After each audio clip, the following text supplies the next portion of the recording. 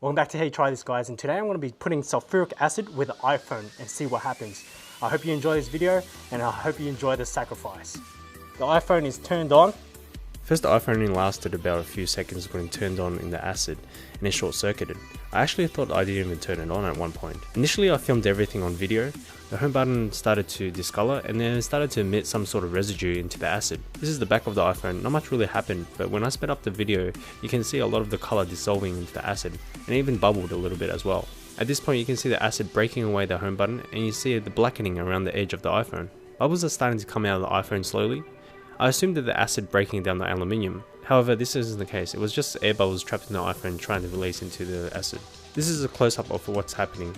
You can see the bubbles accumulating around the edge of the phone. It seems like the bubbles are mainly accumulating around the edge of the phone. If you look closely, the plastic seals of the phone is starting to swell up and soaking in acid. At this point I found the video was taking too long, so I used time-lapse to document the reaction instead. And bits of the plastic is starting to separate from the phone. You can see the home button is completely lost its whiteness and is revealing a type of foil. The edge is completely going black.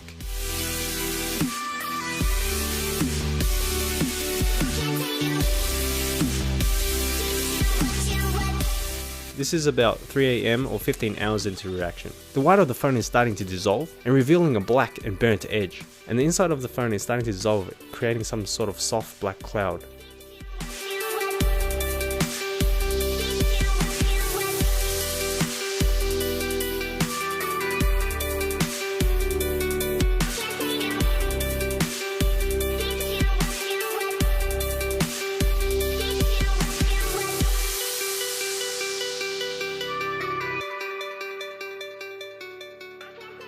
This is another angle of the iPhone disintegrating.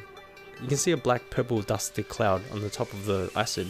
I assumed this was the inside of the iPhone disintegrating and then slowly seeping through the acid, floating to the top.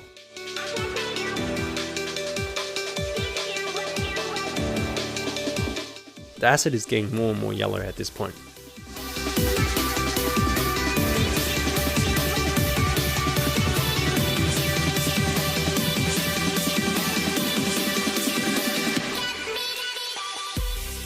This is time-lapse of the iPhone on the next day, approximately about 26 hours into the reaction.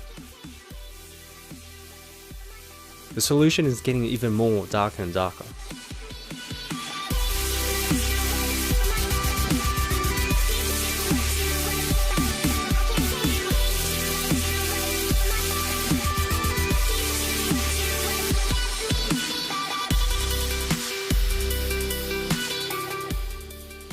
And the bottom of the iPhone is completely covered in this black dark cloud. I decided to stop the experiment here and take out the iPhone. Alright guys, so the iPhone has been in there for more than 48 hours, so I'm going to take it out now and see what's happened. Whoa, gosh.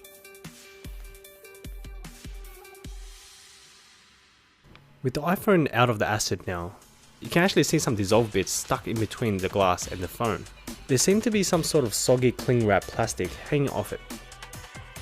It seems like it's been melted plastic from the acid. The home button is completely discolored and all the sealed plastic is dissolved from the sulfuric acid and broken down. You can tell the acid has soaked up the sides and broken down the plastic that seals around the iPhone, and it completely opened up the iPhone as well.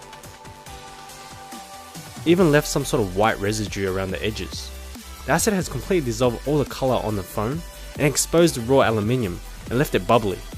I'm quite surprised that the aluminium didn't dissolve. You can clearly see where the acid meets with the iPhone compared to where the phone is not in contact with the acid and only the air. There you go guys, if you have a spare iPhone lying around and you want to melt it and you have sulfuric acid, go ahead and do it. But I'll let you know this, it won't turn on. So I tried to press it on, the iPhone button is stuck and it won't turn on. So there you go guys. If you like these type of videos, remember to support me, hit subscribe, hit like, comment below, tell me what you like about these videos, and I'll see you guys in the next one.